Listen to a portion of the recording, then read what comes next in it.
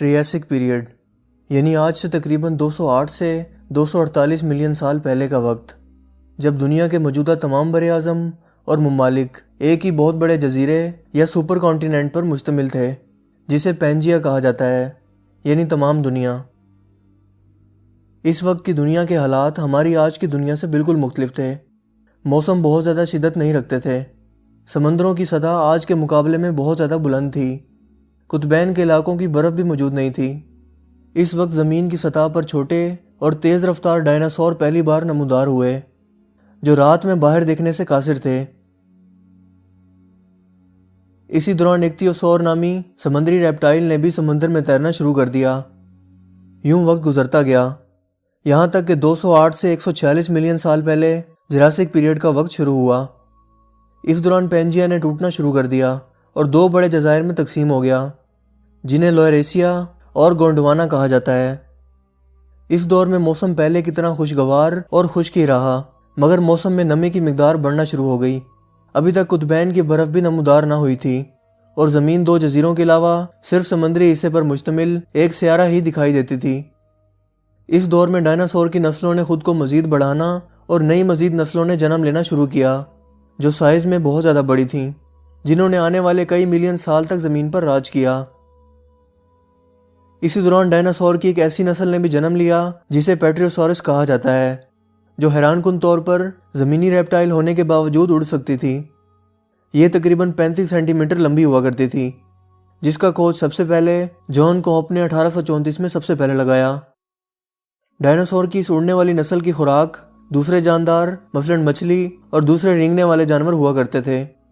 اپنے تیز ترین دانتوں، لمبی دم اور بڑی جسامت کی بدولت اس نسل نے آسمان پر راج کیا۔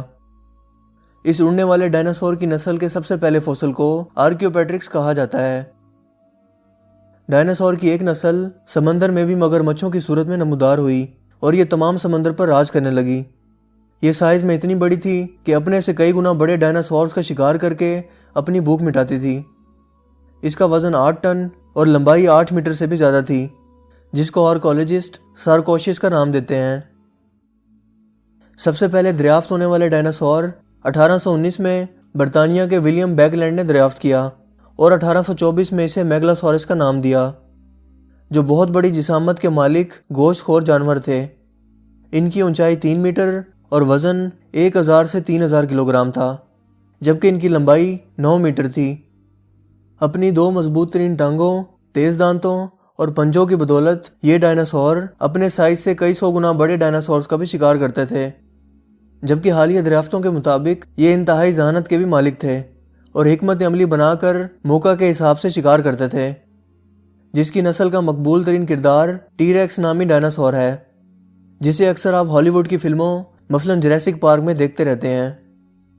یہ 40 فٹ لمبے تھے اور کھلے جنگلات کے علاوہ سمندری علاقوں کے پاس رہنا پسند کرتے تھے۔ یہ دیکھنے اور سونگھنے کی صلاحیت رکھتے تھے، مگر سننے کی صلاحیت سے محروم تھے۔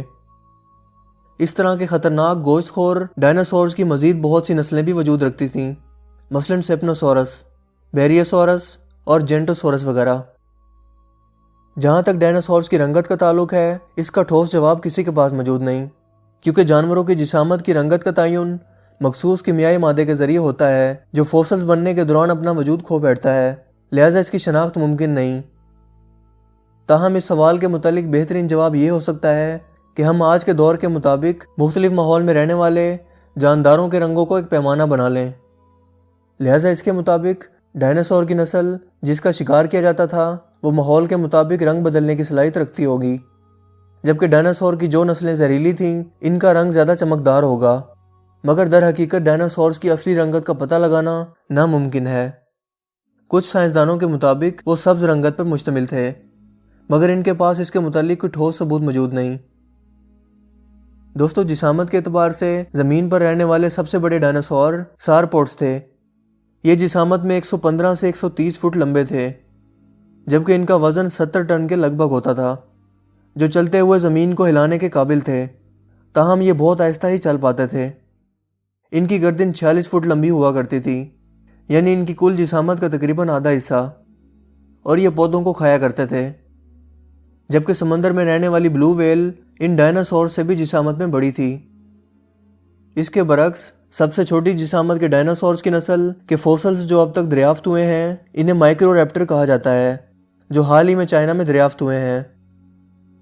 یہ 16 انچ لمبے تھے، یہ گوشت خور تھے اور ایک مرغی کے سائز جتنے بڑے تھے، جبکہ ان کا زیادہ سے زیادہ وزن 3 کلو گرام تک ہوا کرتا تھا۔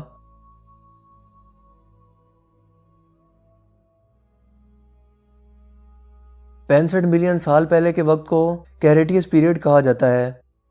یہ وہ وقت تھا جب آتش فشاں پھٹنے کی وجہ سے زمین پر موجود صرف 2 براعظم لوئراسیا اور گونڈوانا ٹوٹ کر مختلف ٹکڑوں میں تقسیم ہونا شروع ہو گئے اور آج کے موجودہ براعظم اپنی باقاعدہ شکل میں وجود میں آئے۔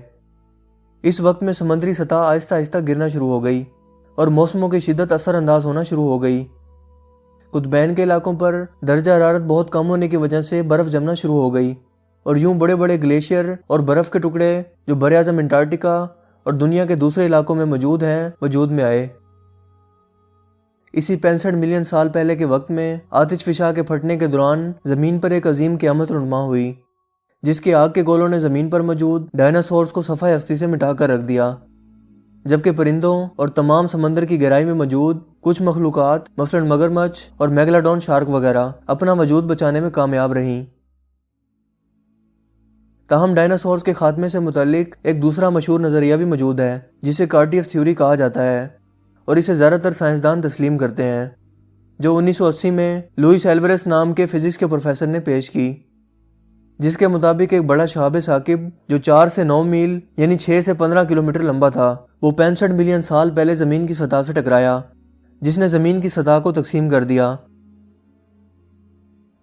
اسی کی بدولت بڑے بڑے آتش فشاں پہاڑ بھی ابل پڑے، سمندری طوفان اور سونامی، ہوائی طوفان اور تیزابی بارشوں نے اپنے سامنے آنے والی ہر چیز کو راستے سے ہٹا دیا۔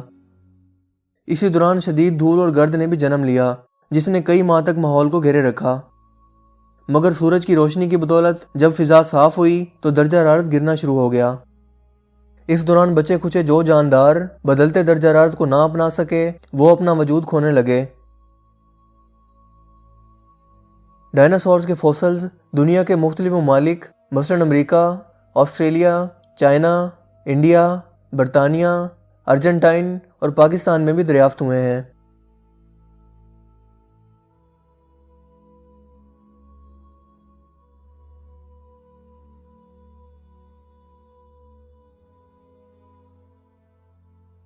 قرآن کریم جو تمام ہدایت و رہنمائی کا سرچشمہ ہے، اس بات کی گواہی دیتا ہے کہ آدم علیہ السلام سے پہلے بھی زمین پر زندگی کا وجود تھا، جیسے کہ ارشاد ہوتا ہے، جس کا مفہوم کچھ یوں ہے: اے محمد، جب تمہارے پروردگار نے فرشتوں سے فرمایا کہ میں زمین پر اپنا نائب بنانے والا ہوں، یعنی آدم علیہ السلام کی تخلیق، فرشتوں نے کہا، اے اللہ، آپ ایسے شخص کو اپنا نائب مقرر کریں گے جو اس سے پہلے والوں کی طرح خرابیاں اور خون خرابہ کرتا پھرے، جبکہ ہم آپ کی تعریف اور تسبیح و پاکی بیان کرتے ہیں۔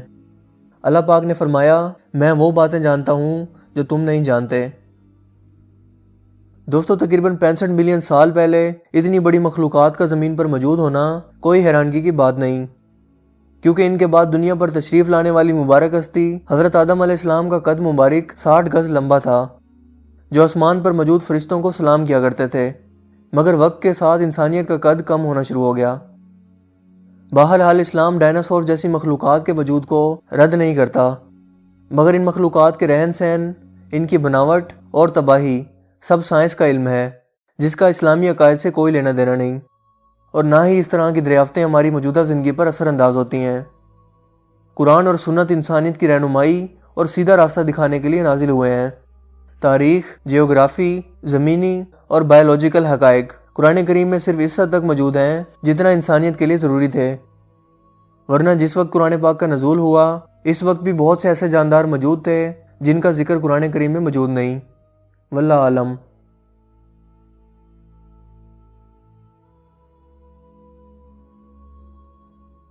دوستو، مجھے امید ہے کہ آج کی یہ ویڈیو آپ کے لیے کافی انفارمیٹیو ہوگی اور آپ کو پسند آئی ہوگی۔ اگر ویڈیو آپ کو اچھا لگا تو اس ویڈیو کو لائک کیجئے اور دوستوں کے ساتھ شیئر کیجئے۔ آپ اپنی رائے کا اظہار کمنٹس میں بھی کر سکتے ہیں۔